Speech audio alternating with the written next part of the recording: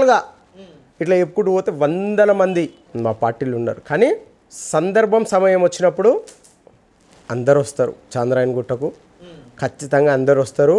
ఈ బీసీ బిడ్డని, ఈ యువ నాయకుడిని ఖచ్చితంగా గెలిపిస్తారని చెప్పి మీ ద్వారా కార్తిక్ గారికి తెలియజేస్తున్నారు. రైట్. అదేవిధంగా కాంగ్రెస్ పార్టీ అధికారంలో ఉన్నా కూడా నియోజకవర్గంలో మీరు మీ హవా నడిపేయలేకపోతున్నారు, కాంగ్రెస్ పార్టీ హవా నడిపేయలేకపోతున్నారు.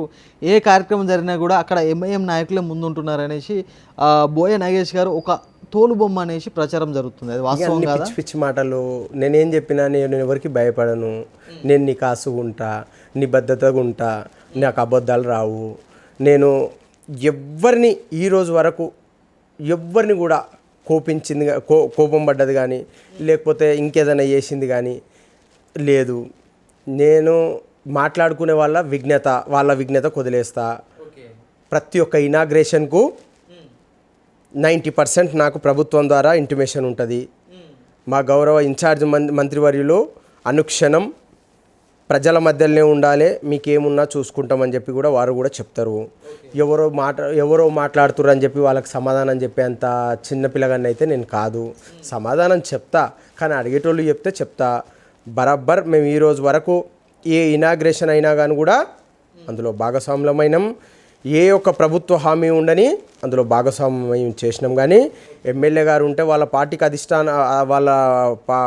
వాళ్ళ పార్టీకి పెద్ద ఉండొచ్చు, కానీ ప్రభుత్వానికి పెద్ద కాదు. మా ప్రభుత్వానికి పెద్ద రేవంత్ రెడ్డి గారు.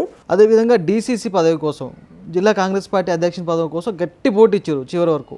ఎందుకు ఆ పదవి మీకు దక్కలేకపోయిందంటే ఏం అంటే డీసీసీ పదవి విషయంలో మీరు అన్నట్టు ఒకటి హైదరాబాద్ పార్లమెంట్లో మైనార్టీలు ఎక్కువ కాబట్టి మైనార్టీలకు ఇవ్వాలనే ఈక్వేషన్లో నాకు ఇవ్వలేదని చెప్పి అప్పుడు మా పిసిసి అధ్యక్షులు మీనాక్షి నటరాజన్ గారు, సచిన్ సావత్ గారు అందరూ కూడా పిలిచి మాట్లాడడం జరిగింది. ఆ విషయంలో మాత్రం పార్టీ ఏ అయితే నిర్ణయం తీసుకుంటుందో దాన్ని నేను ఫుల్ ఫ్లెడ్జ్గా స్వాగతిస్తా. దానికి నేను కట్టుబడి ఉంటా, దానికి నేను వ్యతిరేకం కాదు.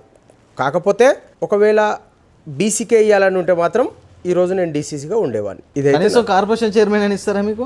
బరాబర్ ఇస్తారు. కార్పొరేషన్ చైర్మన్ కాదు, మా గౌరవ ముఖ్యమంత్రి వర్యులు నైట్ తలుచుకుంటే ఆయనకు ఆలోచన ఏదైనా వచ్చింది, కార్తిక్ నా మనసులో ఉన్నాడు, నాగేష్ నా మనసులో ఉన్నాడు అని రేవంత్ రెడ్డి గారు అనుకుంటే రేపు నాకు ఎమ్మెల్సీ ఇచ్చినా కానీ కూడా ఆశ్చర్యపోనవసరం లేదు. ఇంకేడికన్నా తీసుకెళ్ళిపోయి నామినేటెడ్గా ఇంకేదన్నా నామినేటెడ్ హోదా ఉన్నది కూడా ఏదన్నా ఇచ్చినా కానీ కూడా పెద్ద ఆశ్చర్యపోనవసరం.